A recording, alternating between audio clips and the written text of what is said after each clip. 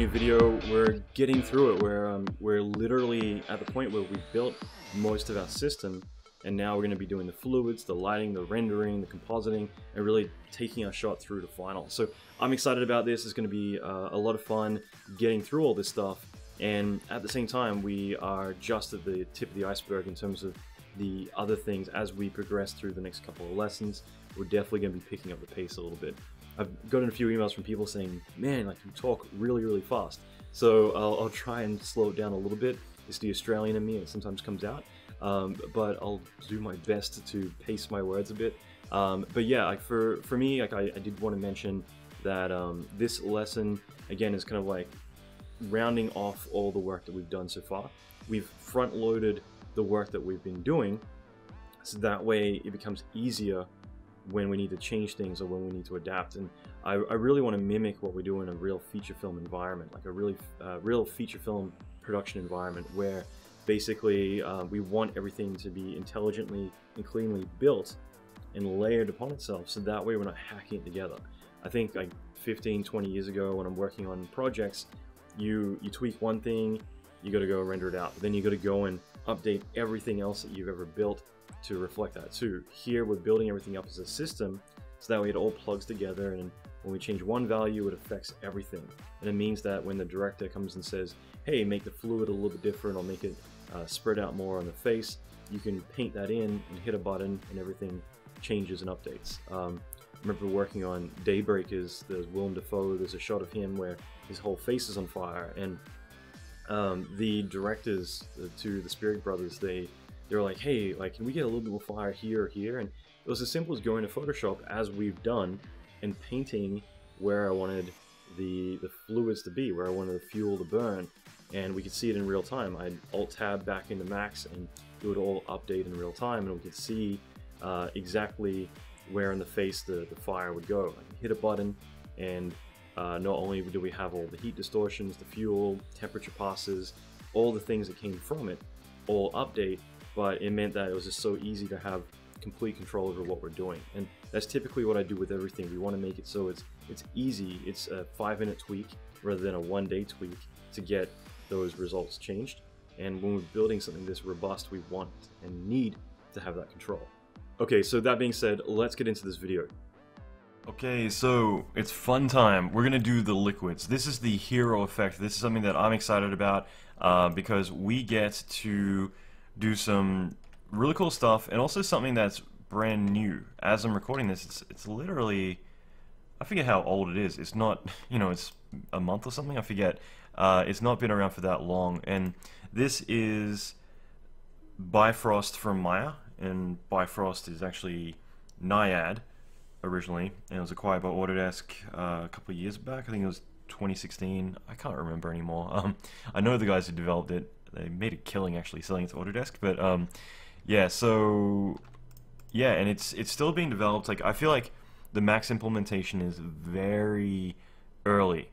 So I think I mentioned this in the last video, but like yeah, basically the solver itself is great. So I don't want you to think that, like, oh, Alan says very early or very basic right now, that therefore it sucks. It's not the case. It's the implementation. So the solver is great. You can do amazing fluids. It's just, I'd love to get more control out of it. I'd love it to be node-based like Naiad was, and Bifrost. So it'll get there. It's literally update 3 for Max. So it's, you know, it's a hot fix. It's an update for Max. It's not you know, a whole new version. So I imagine when 2019 rocks up, you know, we're gonna have a whole other thing. So, and I am kind of tempted to yeah, talk to Autodesk about some of the implementation. I don't know, like, it just comes down to time. But yeah, so anyway, what I want to do is, if we go to our character, sorry, I'm kind of talking and trying to do this at the same time and running on very little sleep this entire week. So with our character and his Michael Jackson gloves, we got you know, our character here, and we're going to use the whole setup that we've built basically to generate all the liquids coming out of the pores and everything else. And that's the cool thing, is that we actually have the character controls. And these were physically displacing in. And I kind of regret being so excessive. In fact, I have an idea. Okay, so I just learned something really cool we could cover, which I'm pretty sure if you haven't used wrap deformers before, this could be really fun to do. And I don't know, we'll see. But basically, what we've got going on here is we got the hands, and they don't have any displacement right now, but we do have displacement on the face. But the whole idea of this is that if we have physical displacement, it means the liquid is going to get created inside. And when we render this out, we do have V-ray displacement, like micropoly displacement, building up all the shaders. So they're physically at render time going in. So I think it'd be really cool for us to have the actual fluids, fume and everything else, do the same thing. That way we're going to get some really cool results from this.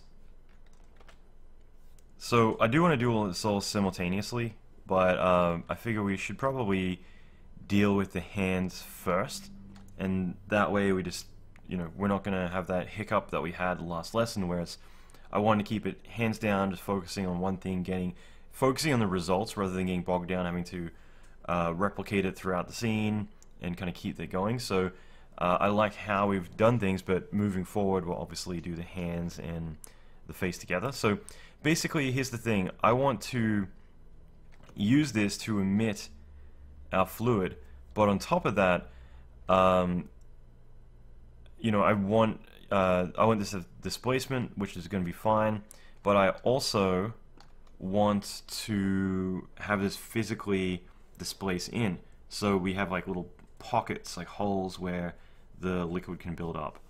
Okay, so right now these are obviously open meshes, and what I think would be cool is to close out the mesh. Like we have a, I guess, yeah, we put a cap on that. So going back for a second, the only thing is, yeah, this is the only tricky thing about this, is the fact that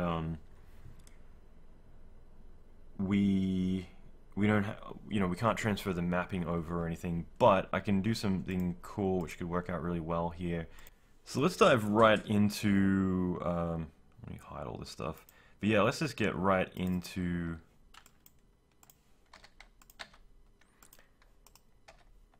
doing the liquid simulations. So initially, if we get our character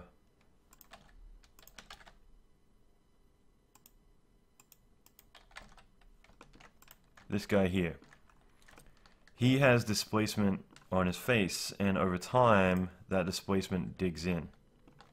So let's just hide these hands for a second. So the displacement digs in. What I want to do is I want to create another set of particles that are going to be specifically inside of here. Now, just a heads up, technically you could emit fluids from a map with max fluids, but the texture projection doesn't seem to be working right now, so I'm going to opt to use particles instead. So we can go into our current workflow that we have in here, and we can base it off of this to an extent, but I think it's just better to replicate the setup really quickly to mimic this. It's not that much work. We've done it enough times at this point that it's going to be really straightforward to do. So going in here, I'm just going to go to the baked, yeah, it would be the baked texture for the face. Yeah, this guy. Drag it on there, display in viewport. So we have that map set up.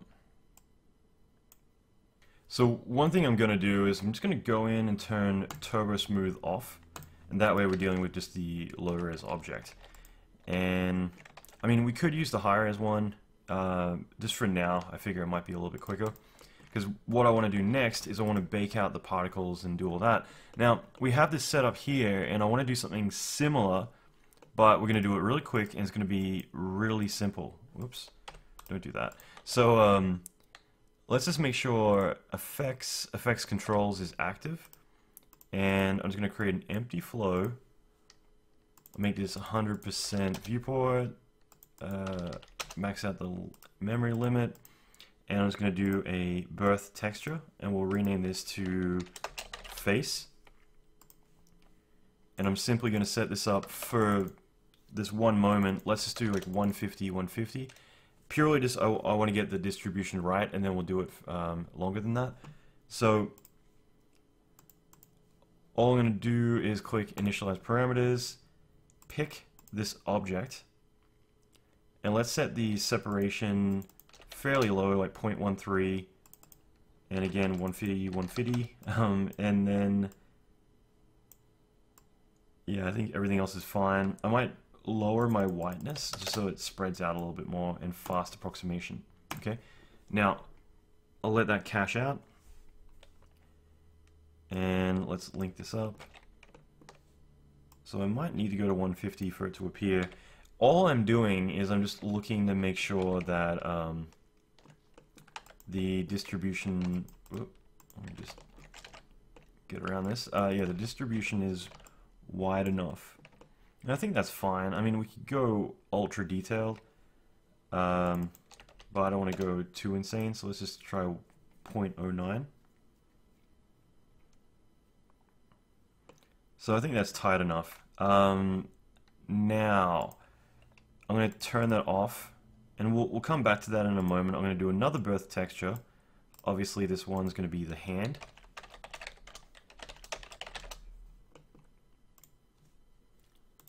Again, 150.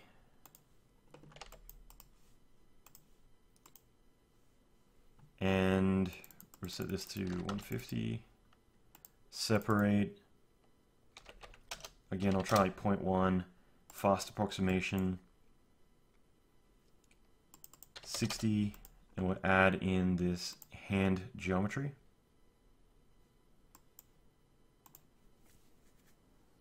I'll let that calculate. So that's pretty fine.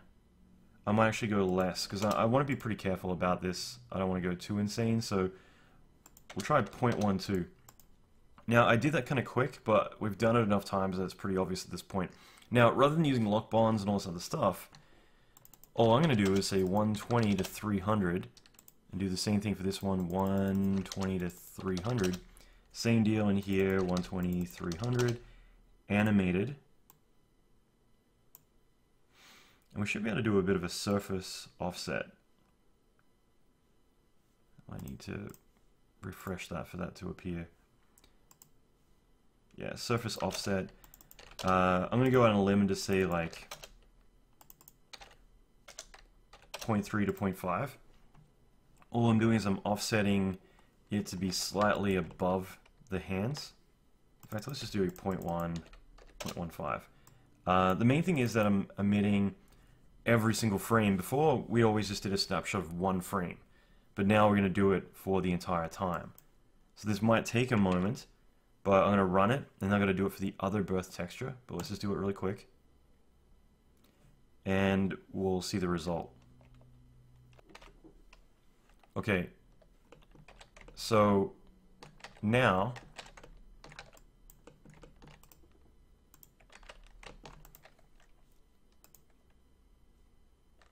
we can see that the textures have been created on top. As we can see here, they're locked onto the surface, so there's no lock bond or anything like that. They're just emitting every single frame, which is great, so it's all baked into it automatically. Now I'm going to do the same with the face.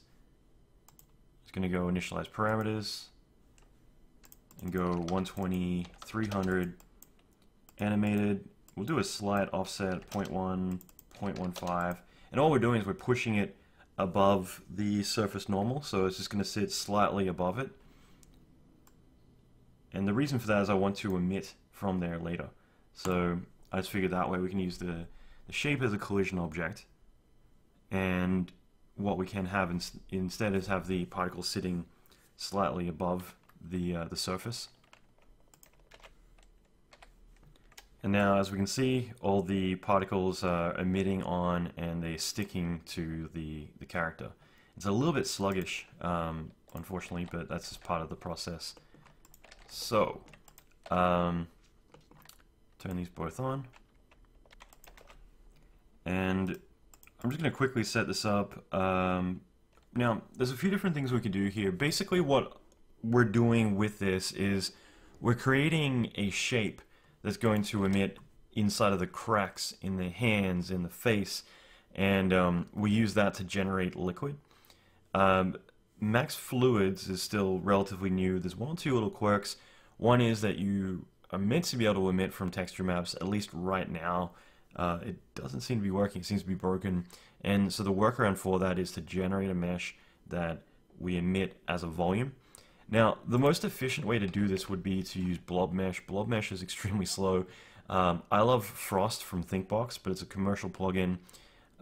So if you have it, you can use that and use that to generate the mesh, and that way it's doing a level set, so it's one mesh rather than generating lots and lots and lots of volumes.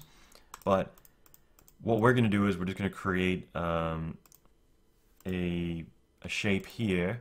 For now, I'm just going to do like a 20-side sphere, and we'll display this as geometry. I'll hold shift and duplicate this over as an instance. And we'll just look at the face for now. So obviously let's bring the size of these down a little bit.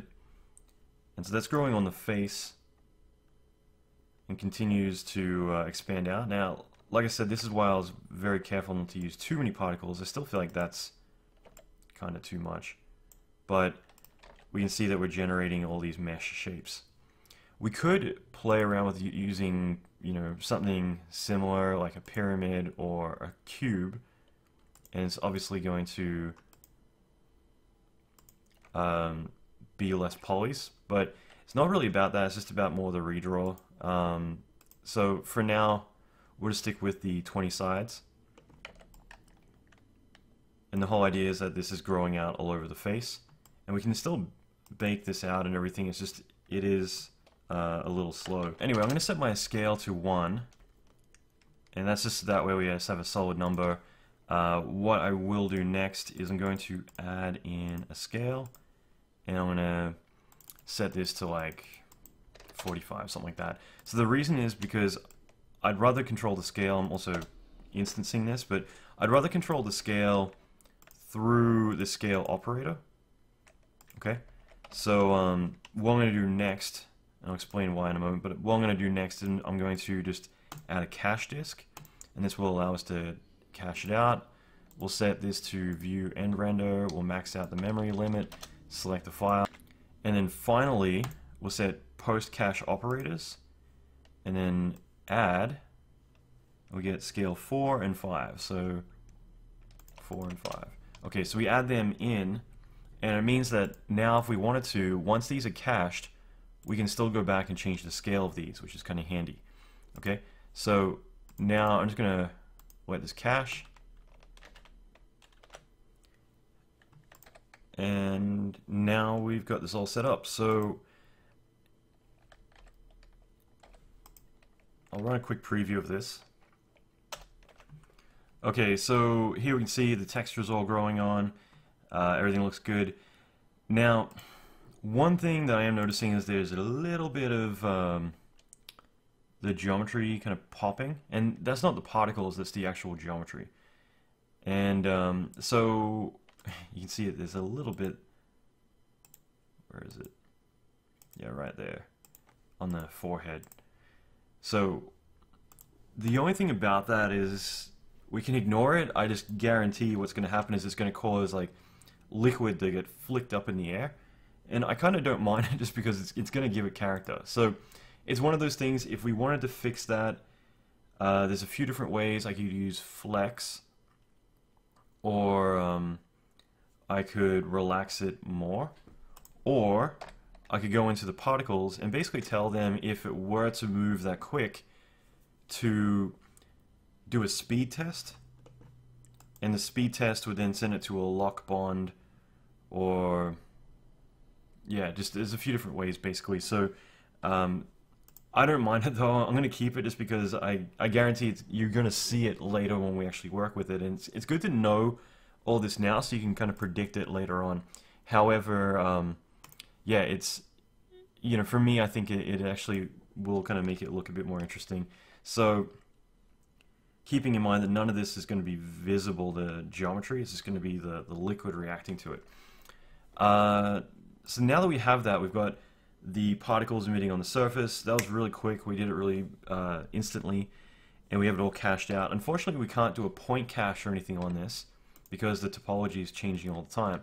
Again, if you have ThinkBox, like ThinkBox software, you've got XMesh, and XMesh would allow you to do that, to cache it all out, which is really fast and really easy to use.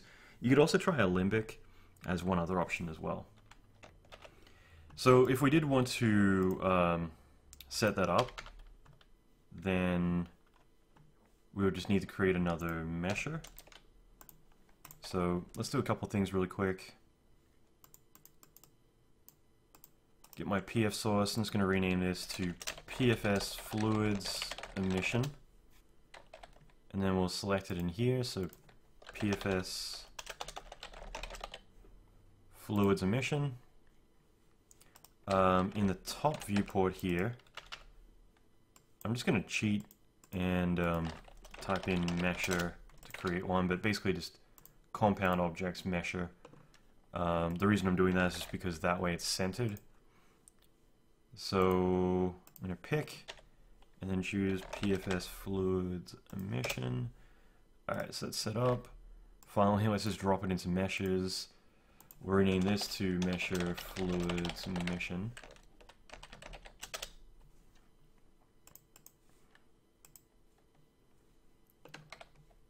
And I turn my fluid off for a moment, so I'll turn that back on.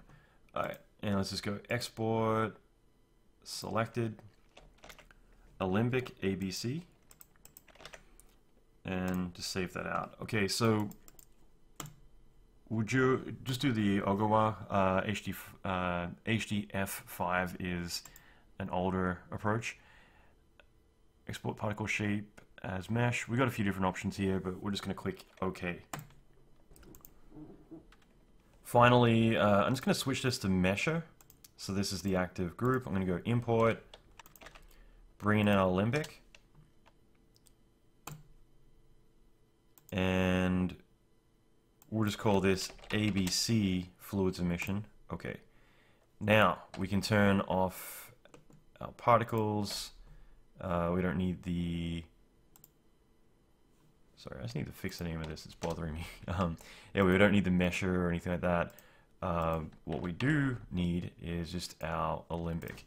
Now, the cool thing about this is that this is a geocache. And so we're not dealing with the particles and everything else. It's actually quite fast. Okay, so that's our approach. The only downside of doing something like this is if we wanted to go back and make an adjustment to our system here, we would need to re-export it back out. And this kind of breaks the whole procedural approach that we have.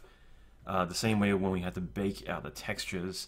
I don't like doing stuff like that because it does disconnect us from having a system where I can just change tweak a setting and have everything get affected. But the cool thing is that this is all baked out. Okay, so we're almost there. We've been going through a lot. The final stages of this that I want to do is we just want to get our geometry all set up and get ready to start emitting all of our fluids. So hiding the Alembic for a second, let's just look at this stuff. So a couple of requirements we have is that we've got an emission mesh, but I actually want to have a collision mesh. And right now we have this for the hands, but it's not really going to work too well because it's an open mesh. So what I want to do, a little bit more tweaking here. Hopefully you're learning a lot though, because we are covering a lot throughout this, but I'm going to go back to our character main, and I basically just want to build some open-ended hands for this. Okay, so we got the hands there and all that, but let's actually get this and work with this here. So what I'm going to do is I want to get this mesh and use as a collision shape, but I also want to affect the hand here, because there's no, it doesn't go in like it does with the other hand. Okay, so I've got the body and we've got the hand shape. Let's hide everything else, and I'm going to go into this guy and just put a poly select. I'm just going to select everything, deselect the body. I just want to double check. Okay, so maybe all I want to do is, we'll not worry about that. All I wanted to do is I was going to get rid of the eyeballs and inside of the mouth because it wasn't really necessary, but it's fine. So we have the hand, and then we have the hand mesh. If we look at the hand mesh, it has all this indentation. So what I'm going to do, I'm going to temporarily, actually, here, I'm just going to temporarily turn the displace off on the hand. Then, let's go to frame 120. And I'm going to apply a skin wrap to this. And skin wrap is essentially a wrap deformer. Okay, so like in Maya, things like that, you would have a wrap deformer. So we can apply a skin wrap to this. And what a skin wrap is, it's basically a wrap deformer if you're familiar with Maya, where you can use objects to deform other surfaces. So in this case, with the displace turned off, I can go and add that hand texture. And we can choose the influence and all that kind of stuff. For now, I'm going to try just leaving it at default settings. Let's just see what we get. And I'm going to turn displace back on. Now, because I had it off and it was all aligned, now I turn it back on, and we can see that the geometry is now deforming the other object. So I can hide that for a moment. We can see that the hand is now deforming inward. So as this continues to move in, you can see that the hand's now deforming. Obviously this isn't tessellated like the other one, so that might be a thing. If we really wanted, I could put like a turbo smooth temporarily on there. I would need to reassign a skin wrap, but that would give us the detail that we need. So it's up to you. I'm not too fussed about having extra detail here. If we really wanted, I could just select this, pick, again, choose ignore back facing, but pick the hand. I think it might be easier just to spray can this.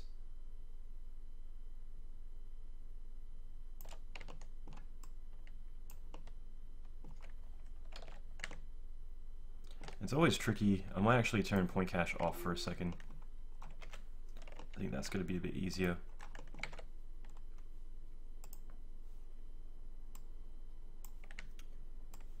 Deselect everything else, and then we'll pick this hand here, so ignore back facing back on. Lasso. So if we really wanted, we could do that, and then I'm going to do a mesh smooth rather than a turbo smooth. So mesh smooth, turn off apply to whole mesh, and then poly select, and we just added more geometry around there basically. So as you can see, it's just doing in that one section. Turn point cache back on, go to the beginning,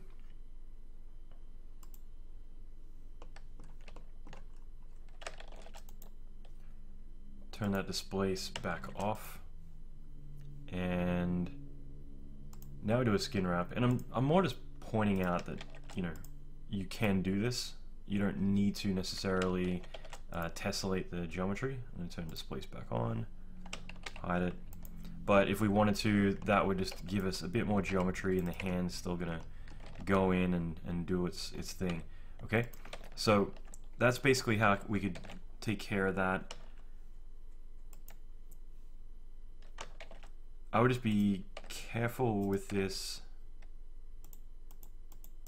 to make sure it's just the hand, because we are getting some, yeah, I think that's fine. because you can always put a fall off.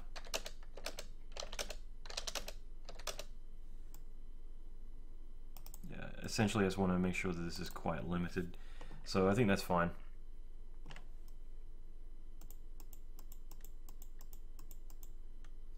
Okay, now if we wanted to, we could point cache this back out to make it faster, but I'm not too concerned. It's not that slow, but it definitely, you know, having a big mesh like this is definitely doing a lot for it.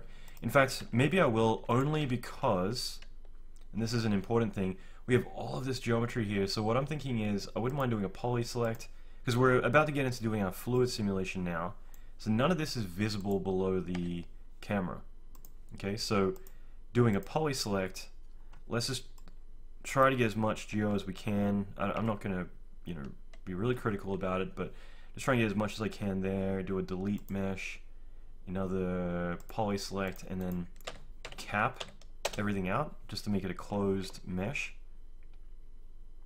Okay. I might go actually back to poly select.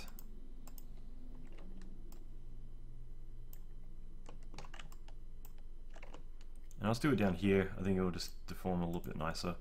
Okay, so with that being done, I'm going to point cache this out purely because I want to just have this geometry here as the collision. It's going to be less to calculate than having the whole mesh. Like the legs, we don't need to worry about the liquid messing with that. So I'm just going to do point cache.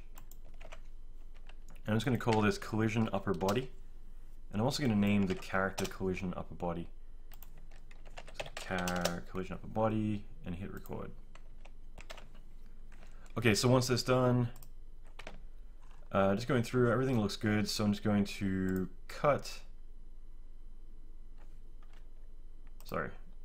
cut, collapse, and then paste. And that way we get that lightning fast refresh again.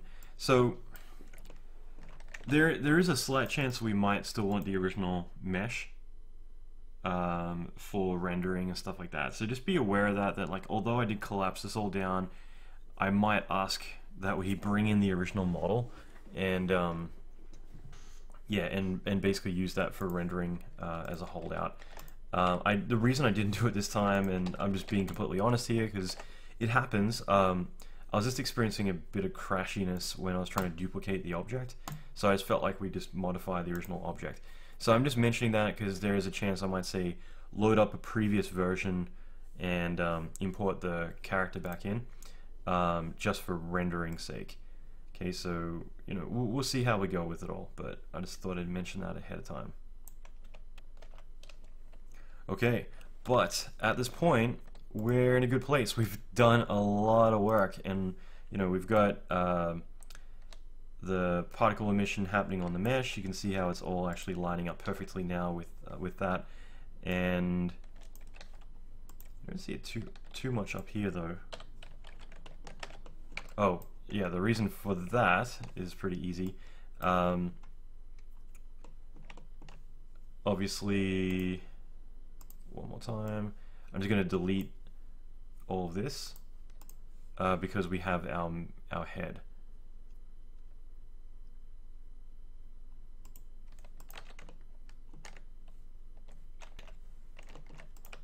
So I think it's that guy. Just trying to see which one's the one that deforms in.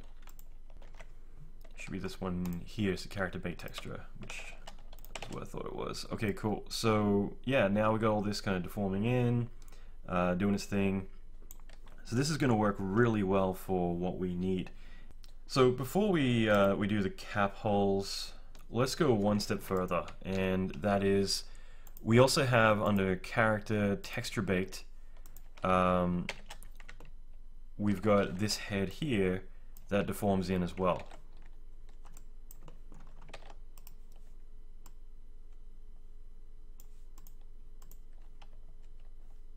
So we have the turbo smooth on there, and that deforms in. So let's do that as well. Let's just, because we'll end up baking all this out. So I'm going to get this guy, and I'm going to do the same thing. I'm going to do a poly select, select the upper head, and then we'll do the same thing. I'll do a mesh smooth. Turn off apply to whole mesh. Okay, so that's going to subdivide that up. And if we need to, we can just click ISO line display, turn that off, and we can see the subdivs are there. They're all calculated, it's just it keeps it clean by not showing it. But the whole point is that we do that. I'm going to go frame 120, add the skin wrap. Before we go any further, going back to the hand texture, just turning displace off, and then in the skin wrap, adding that mesh. Okay. So just, you can see down here the progress. With the head, there's a bit more geometry than the other one, so it's just taking one moment. Okay, now going back to our character pick texture, we can turn displace back on, and that will affect it. So if we jump ahead a few frames, we can see the deformations happening on both. So now we have the hands, they look a little bit wonky, but we have the hands, we have the head, all that doing its thing. Now, one more polyselect, just to deselect everything. That's the only reason it's there. Then I'm going to do cap holes, just so it's a closed mesh, because this is going to be our collision mesh. Okay.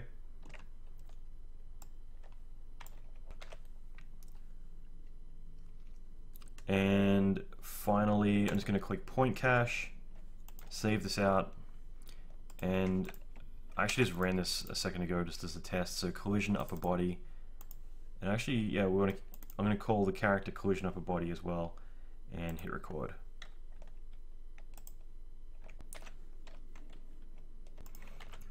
Okay, now that that's done, just temporarily, I'm going to do two things really quick. I'm going to just select all of this and turn it off, just for one moment. Clone this, because we still want the original object. Now, if we want, we can clone this object, so we just have a backup of that if we ever want to roll backwards. Or what we can do, yeah, I mean, I think that's what I'm going to do. Just really quickly, I'm going to just turn it all off, right click, clone, copy, and I'm just going to call this backup. This is purely just so that way we have the original mesh, because technically we need to render out something with the hold out geometry, just because we have the displacement and because the hands don't have the UVs. That's just something that we have to take into consideration. So turning this all back on, I'm just going to get the point cache, cut it, collapse it as we've done before, paste it back in, and that way we have the full-blown body mesh, which has all of the displacement, everything on it, all is looking good, and you know, it's scrubbing extremely interactively. So, you know, we've done a lot. Like, this has been a process, you know, creating all this stuff, but now we're at a point where everything is looking pretty cool, and it's just a matter of now doing our fluid simulation. And you know, we've got the geo to do that. We also have that alembic mesher, which is happening inside of it, and you can see there's a bit of jitteriness, which, you know, hopefully isn't that bigger issue. It's more to do with redraw, so like it's not jittering that much, but there is a little bit of actual physical jitter in there, just from the relax fighting the displacement. Ultimately, to avoid that, we could have just softened out our maps a little bit. But anyway, this is looking cool. We can see it's all animating and growing, and we can use that to drive the fluid. So now we're going to move into creating the fluid simulation based on all of this setup. So it's definitely been a process, and this is part of being a TD. You've got to do all this work because this gives us the complete control to now be able to do things neatly. Otherwise, before, you know, if you just kind of jump into it and hack it around, you're going to get hackish results. So this is definitely going to work out really, really well. Okay, I hope you enjoyed that. As I said earlier, we've been building up until this point. Next video, we're going to be getting into all the fluids. We're going to be creating all the liquid and building all that up, and we'll be doing a lot of complicated shader stuff as we get into the lighting and the rendering. And it's really cool. We even have the liquids kind of creating pseudo wet maps where as they go near things, they begin to affect it as well. So not only Do we have areas that we hand painted to decay? But as the liquid progresses and floods over everything, it's also going to change the shaders as well. So again, we're building this up, making it very procedural. Okay, so that's what I love about this, is that, you know, as I mentioned earlier, we're going through and doing a real workflow that you would do in production. I think that's so critical. I'm really proud of that in the live action series, that we are creating real shots. We're approaching it the way that we do in real production. And that means that all these students, all these people who are either already working in the industry or they're getting their first job at big studios like Scanline and Weta, it's really cool to see them all going in there and literally being able to sit down in a chair and start working, instead of it being a gamble. And for me, running a studio, I know that gamble because so many times I want to hire someone, but I'm not sure whether or not it's the right risk to do, because they know how to make cool effects, but that's such a small part of it. If you're not able to finish a shot, then in a way you're worthless to everyone else, because it means that you can't take your shots all the way to completion. It means that other people need to pick it up. And if you can prove that, if you can have shots on your reel saying, hey, this is what I did, I took a shot all the way from the beginning all the way through to completion, it's so critical to show that proof, being able to finish shots and take them all the way through to final.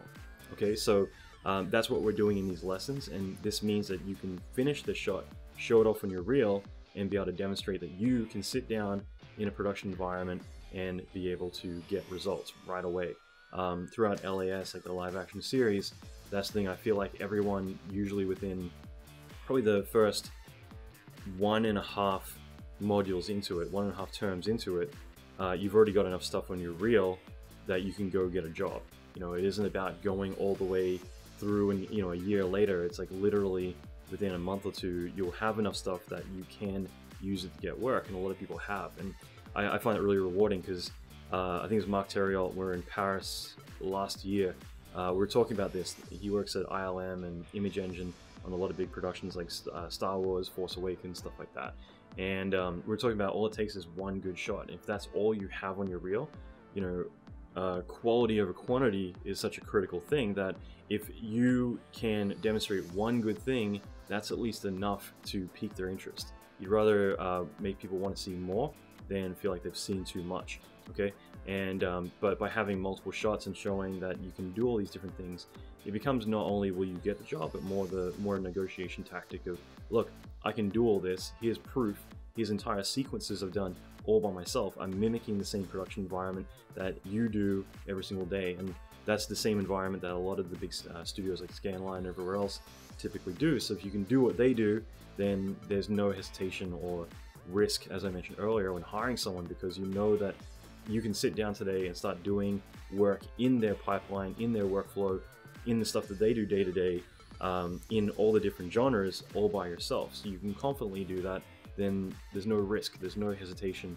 You can sit down and start doing work, and that makes you a really powerful asset. But like one thing I loved about Blur, and a lot of employees back at Blur Studio back in like 2004, 2005, went to ILM, and ILM was nabbing people up like crazy, because here's ILM, who's an amazing and very proven studio, obviously, but typically a lot of people come in with disciplines. In other words, you come in, you have your one thing that you do, and a lot of people there are multidisciplined, they're amazing, but the typical workflow that started in the early 90s, late 80s was that you learn your place. And here you have Blur, which not only at the time was 55%, I think, foreigners. So in other words, you get people outside the US who typically come from smaller countries where you have to do everything. You need to render, you need to light, you need to animate, composite, do all the things to take a shot through from start to finish, like what we're doing now. That made them really, really powerful in terms of what they can accomplish. Going to Blur, it meant that everyone at Blur was able to do whatever it took, like whatever it takes for you to get a shot done. You'll comp your own stuff, you'll model stuff, you'll animate, you'll do whatever it takes.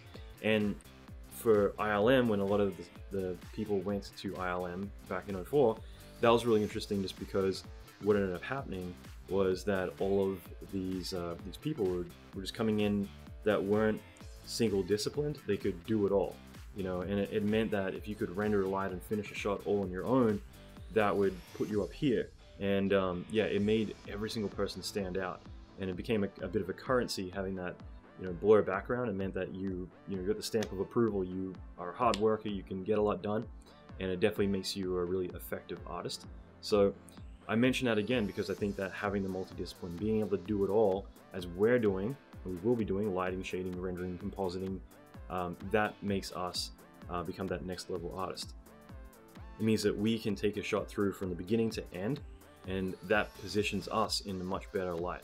If you're going in as an effects artist or a lighting TD, whatever you might be doing, but you can do all these other things, how does that make you look? It means that not only when things are a bit quieter can you do more, you can jump into a different department, but on top of that, you've got the foresight of knowing that your work is going to comp. Therefore, you can communicate to a compositor and say, well, what elements do you need? Do you need multi-mass? Do you need Z-depth? Do you need me to render out the beauty and break it up into elements? Do you need to render it deep? What do you need from me so that way I can get your job easier for you and make sure that you've got everything that you need to do your job. At the same time, you're able to communicate backwards as well and talk to artists saying like, look, for me to be an effects artist and do my job, if we're destroying a building, I need closed surfaces. I need to make sure that it gets through an STL check in Max, which is the stereolithography, I believe it is the stereolithography check, where basically it's just making sure that it doesn't have any leaks or anything like that. Same thing you would use for 3D printing, things like that.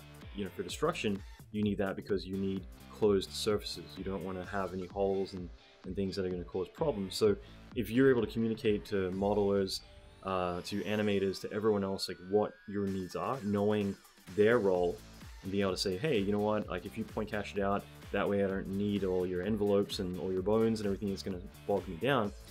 It means that I can just have a PC, like point cache mesh, and I'm good to go, or just fire it out to Limbic. If you can keep the UVs so that way I can modify them to get my maps done, kind of like what we're doing here.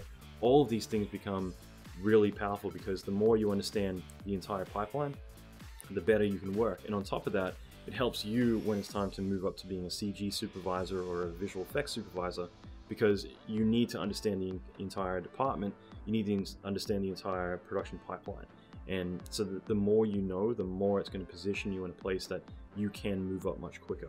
So again, that's what we do in the live action series. We push all this knowledge in and we try to cover as much to get us to a point where, whether we're just entering into the industry or whether we're looking to be a visual effects supervisor, a CG supervisor, we understand the entire production process and we're able to be that one man or one guy, girl production team where we can do it all ourselves if we wanted to. I think that also makes you a better film developer if you wanted to make short films or whatever it was that you wanted to do too. So I figured I'd add that in, just mention that, because again, I'm so proud of what we've accomplished there, all the students and what we've done. And again, that's why all the training we're doing right now, I'm trying to push that on you too. So next lesson, we get into all the fluids, we do a lot of cool stuff. I'm psyched about it, it's gonna be awesome. I want to have my little rant just because honestly, everything I'm seeing at the moment, all the work that everyone's been doing, it looks fantastic. I hope to see yours. If you haven't shared it with me yet, shoot me an email or else post to my Facebook, leave a comment, however you want to do it. But I would love to see everyone's work and how you're progressing through it. Okay, so check your inbox. More great stuff to come. There's a few bonus videos and guides and other things I'm going to be sharing with you as well. So, like I said, it's Christmas. I'm going to be giving out as much as I can. I want to give back to the industry as much as I can as well. So keep an eye on your inbox and I'll have more great stuff soon.